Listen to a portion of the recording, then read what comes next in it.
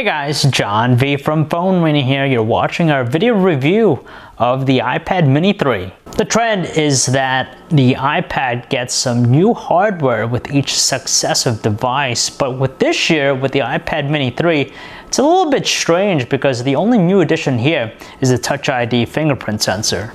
Well, there's certainly nothing new with the design here. It's identical to its predecessor, so in terms of its overall size, weight, and thickness, nothing different about it. Despite that, it still is a premium tablet. It's compact and has a solid construction thanks to its aluminum body.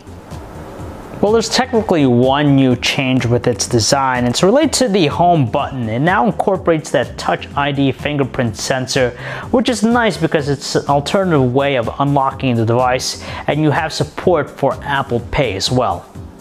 So we're going to the same display from before. That's a 7.9-inch 2048 by 1536 Retina display. So the details are nice thanks to its pixel density count of 326 pixels per inch. So you get some crisp looking details, so nothing different about that. At the same time, it exhibits pretty much the same characteristics from before.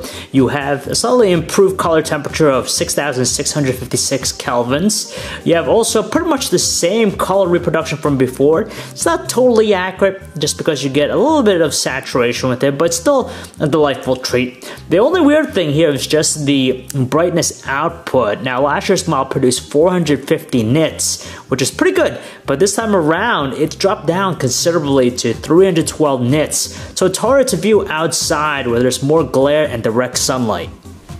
I'm not going to go into too much detail regarding the iOS 8 experience here, just because we talked about it already in the iPad Air 2 review and even the iPhone reviews that we've done already. But basically, with here the iPad Mini 3, it's not quite as versatile compared to the iPad Air 2, just because of the real estate. It makes it tougher for things like typing, so for productivity work, it's not as ideal for that. You get a little bit more of it from the iPad Air 2, but still with iOS 8, it has some enhanced features that really give it a little bit more depth, rivaling Android, and at the same time, it has that simplistic operation that makes it very easy to move around. What's most shocking is that the iPad Mini 3 doesn't see an upgrade to its processor. It's the same one used with last year's model. So that's a dual-core Apple A7 chip, which is based on 64-bit architecture and with 1 GB of RAM. It's kind of surprising because you know that Apple's known to give its devices, newer hardware with each successor, but this has no change whatsoever. Despite that, it's still pretty responsive and fast. There's no arguing that the iPad Mini 3 is a fantastic device for multimedia consumption. It excels in the web browsing experience just because you have fast page loads, smooth navigational controls. The music player is unchanged from last year, so the same presentation and functionality. As far as the audio quality from its speaker, it produces 76.6 decibels of power, which is pretty neutral in tone, but it's kind of light on bass.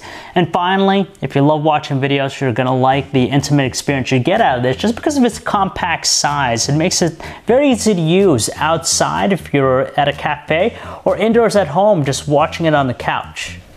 Apple has kept the same camera here with the iPad Mini 3. It's the same 5-megapixel iSight camera from before. So it features a 5-element lens, an f2.4 aperture, backside illuminated sensor, and 1080p video recording.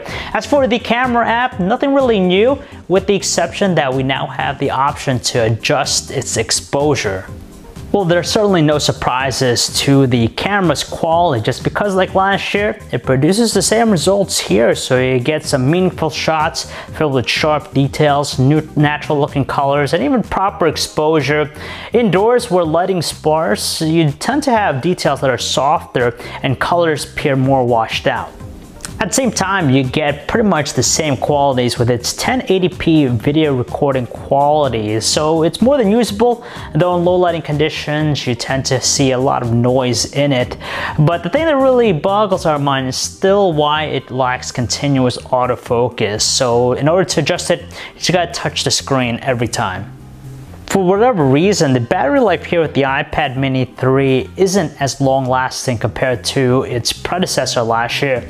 Now, in everyday usage, we're able to get by a solid 1 day out of it, but when it comes to our battery benchmark test, it achieves a rating of 6 hours and 53 minutes, which is a far cry from the iPad mini 2's tally of 8 hours and 28 minutes.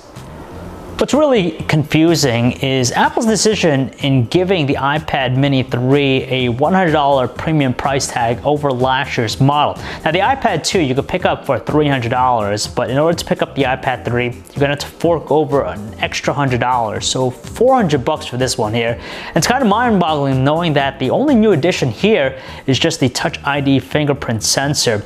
Everything else is pretty much identical. Honestly, it's pretty tough recommending the iPad mini 3 over its predecessor, especially that $100 price point. It's just mind-boggling to think that a $100 difference, the only thing new you're getting is just that Touch ID fingerprint sensor. So if you're in the market for a compact tablet, you still probably want to look at the iPad mini 2. That's unless you really want that Touch ID fingerprint sensor. So if you guys want to learn more about the iPad mini 3, you can check out our website, phonearena.com. It's John V. Thanks for watching.